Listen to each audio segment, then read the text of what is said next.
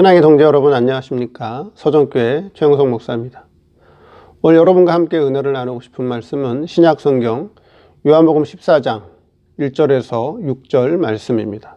제가 본문을 봉독해 드리겠습니다. 너희는 마음에 근심하지 말라. 하나님을 믿으니 또 나를 믿으라. 내 아버지 집에 거할 것이 많도다. 그렇지 않으면 너희에게 일렀으리라. 내가 너희를 위하여 처소를 예비하러 가노니 가서 너희를 위하여 처소를 예비하면 내가 다시 와서 너희를 내게로 영접하여 나 있는 곳에 너희도 있게 하리라. 내가 가는 곳에 그 길을 너희가 알리라. 도마가 가로되 주여 어디로 가시는지 우리가 알지 못하거늘 그 길을 어찌 알겠삼나이까. 예수께서 가라사대 내가 곧 길이요 진리요 생명이니 나로 말미암지 않고는 아버지께로 올 자가 없느니라. 말씀 제목은 길이요 진리요 생명이라는 제목으로 말씀을 증거하도록 하겠습니다. 예수님께서는 제자들에게 나는 길이요 진리요 생명이라 말씀하셨으며 또 예수님 자신을 통하지 않고는 하나님 아버지께로 올 자가 없다고 말씀하셨습니다. 왜 예수님은 자신을 하나님 아버지께로 가는 길과 진리와 생명이라 하셨는지 오늘은 그 뜻을 살펴보도록 하겠습니다. 첫째, 하나님께로 가는 중보자, 하나님께로 가는 중보자가 되신 예수님입니다. 하나님께서는 에덴 동산을 창설하시고 그 안에 아담과 하와가 살도록 이끌어 주셨습니다. 에덴 동산의 중요한 법칙은 선악과를 중심한 공의의 법이었습니다. 그러나 아담이 하나님의 공의의 법을 완전히 순종하지 못하고 완전히 지키지 못하고 타락함으로 말미암아 에덴 동산 안에는 죄와 사망에 덮이게 되었죠. 그래서 이 공의의 율법을, 이 하나님의 공의의 법을 완성하기 위해서 예수님이 우리 성도 대신에 십자가에서 형벌을 받아주시고 십자가에서 우리 대신에 대신 죽어주시고 또 인간이 아담이 지키지 못했던 순종하지 못했던 공의의 법을 우리 예수님께서 공의의 법을 완전 순종함으로 말미암아 하나님의 공의의 법을 완성시켰습니다. 하나님의 공의의 법을 완성한 그것을 법적으로 의라고 합니다. 그 의를 택한 자녀들에게 입혀주시고 택한 자녀들의 영에게 입혀주시고 성신 하나님은 예수님께서 입혀주신 그 의를 근거로 죄와 사망 아래에 있던 택한 자녀들의 영을 중생시켜서 의인으로 만들어 주셨습니다. 그래서 이제 성도들은 예수 그리스도의 이름으로 하나님 앞에 나아갈 수 있게 되었죠. 이제 성자 하나님은, 우리 예수님은 성부 하나님과 성도 사이의 중보자로서, 현재는 말씀 중보자로서 성부 하나님의 신적인 지혜 지식과 신적인 능력과 신적인 영광을 입혀주시는 중보자로서의 길을 만들어 주셨습니다. 법적으로 처음에는 예수님 십자가 구속으로 법적으로 성부 하나님과 우리 성도들 사이에 죄로 막혔던 담을 법적으로 헐어주시고 이제는 두 번째로는 말씀 역사로 예수님께서 말씀 역사로 말씀의 중보자가 되어서 말씀 역사로 우리 성도들 영에게 중생한 성도들 영에게 신적인 지혜 지식과 신적인 능력과 신적인 영광을 입혀주시는 그 일을 현재 말씀 중보자로서 하고 계신다라고 하는 거죠. 막연하게 오늘 본문 말씀을 관념적으로 예수님은 하나님께로 가는 길이야. 생명의 길이야. 예수님은 생명이야. 예수님은 진리야. 이 관념적으로 우리가 이해하고 지식적으로 아는 것이 아니라 길이라고 하는 것이 뭐냐?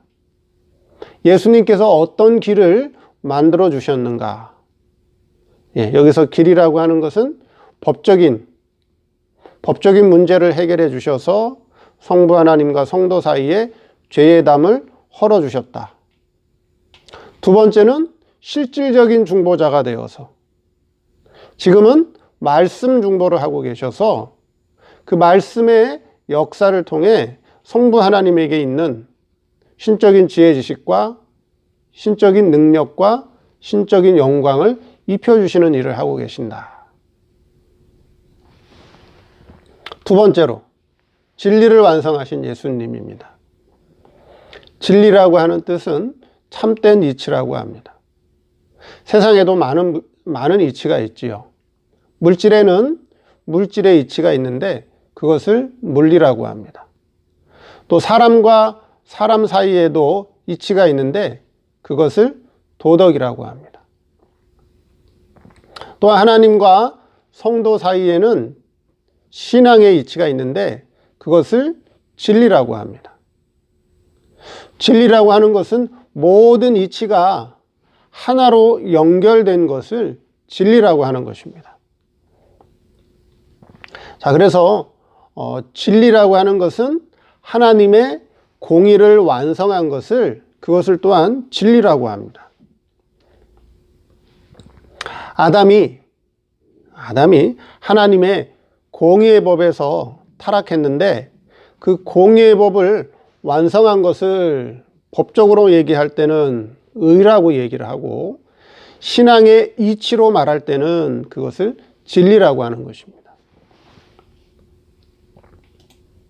하나님의 공의의 법은 무한한 하나님의 법이기 때문에 인간으로서는 하나님의 공의의 법을 결국은 지킬 수가 없습니다.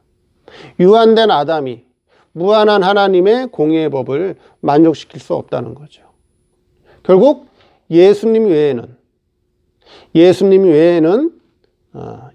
외에 다른 사람은 하나님의 공의의 법을 만족시킬 수가 없는 것입니다. 그래서 성자 하나님이 사람의 몸을 입고 이 세상에 오셔서 무한한 하나님의 공의의 법을 완성시켰습니다.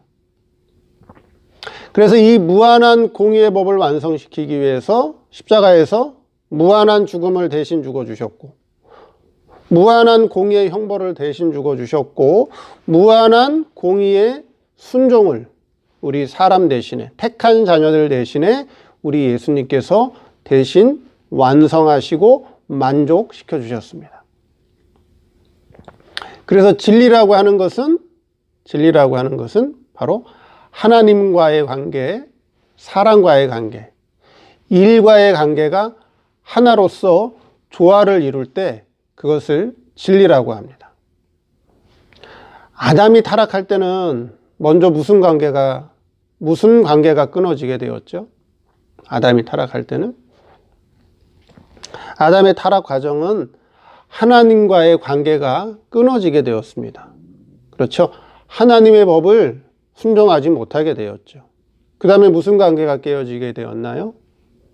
두 번째는 하와, 사람과의 관계가 끊어지게 되었습니다. 하와를 어떻게 했죠? 하와를 잘 다스리고 지켰어야 되는데 하와를 지키지 못했어요. 다스리지 못했어요. 하와가 아담을 떠나서 누구와 교제하고 있었죠? 뱀하고 교제하고 있었죠. 그래서 사람과의 관계가 깨지게 되었고 그 다음에요. 일과의 관계가 깨지게 되었죠. 하나님은 에덴 동산을 잘 지키라고 했는데 에덴 동산을 지키지 못함으로 말미암아 들짐승인 뱀이 들어오게 되었죠. 이것을 그렇죠. 이 하나님 관계, 사람 관계, 일과의 관계를 다시 회복하고 완성해 주신 분이 누구냐? 예수님이고 그것을 회복한 것, 공의의 법을 완성한 것을 진리라고 얘기를 합니다. 진리. 세 번째, 생명이 되신 예수님입니다. 생명에는 기본 생명이 있고 관계적 생명이 있습니다. 자, 기본 생명이라고 하는 것을 다른 말로 얘기하면 존재적 생명이라고 얘기를 합니다. 관계적 생명이라고 하는 것은 하나님과의 관계를 통해서 생명이 자라는 그것을 관계적 생명이라고 얘기를 합니다. 기본 생명이라고 하는 것은 하나님 자체가 생명입니다. 기본 생명이라고 할 수 있겠죠. 자, 그 하나님으로부터 직분이 나왔는데 삼위의 직분이 나오게 되었습니다. 그렇죠? 성부 하나님, 성자 하나님, 성자 하나님. 이 성부 하나님, 성자 하나님, 그 다음에 성신 하나님도 기본 생명이라고 합니다. 또 생명들이 또 나왔습니다. 하나님에게서. 그것을 아들의 생명이라고 얘기를 합니다. 이것을 기본 생명이라고 합니다. 자, 삼위 하나님은 기본 생명인데 삼위 하나님은 모든 능력과 모든 영광과 모든 권능이 동등합니다. 그러나 아들의 생명은, 이 기본 생명인 아들의 생명은 신의 본질만 있지,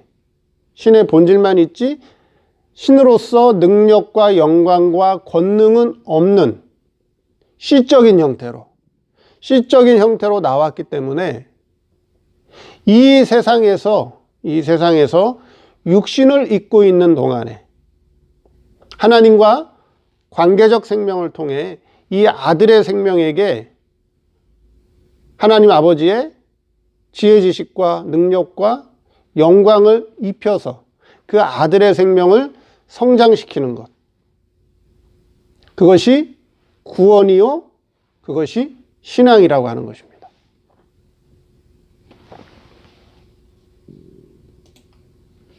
아담의 타락으로 일반 은총이라고 하는 것은 창조주 하나님이 만드신 피조물을 사랑하는 관계를 그걸 일반 은총이라고 얘기합니다. 아담의 타락으로 인해서 일반 은총 안에서의 하나님과 관계적 생명은 끊어지게 되었습니다. 근데 예수 그리스도의 구속으로 말미암아, 예수 그리스도의 십자가 구속으로 말미암아 일반 은총 안에서의 관계적 생명은 끊어졌지만 이제 특별 은총 안에서의 관계적 생명이 새롭게 연결되었습니다. 그럼 특별 은총 안에서의 관계적 생명이라고 하는 것은 아버지가 아들을 사랑하는, 아버지가 아들의 모든 것을 책임져 주고 길러주시고 살려주시는 부자 관계로서의 관계적 생명으로 회복되었습니다. 더 좋게, 더 월등하게 회복되었습니다. 그래서 이 땅에서 교회 생활을 통해 말씀의 깨우침으로 성도의 이성과 육체를, 죄와 사망 아래 있는 성도의 이성과 육체를 신앙생활하는데 바르게 이용하는 것. 그렇죠? 성도의 이성과 육체를 신앙생활하는데 바르게 이용할 때 성도의 아들의 생명이 성장하는 것입니다. 그것을 구원으로 얘기할 때는 성화구원이라고 얘기하며 다른 표현으로는 영생이라고 합니다. 이와 같이 예수님은 생명이 되셨다라고 하는 거죠. 무슨 생명? 관계적 생명.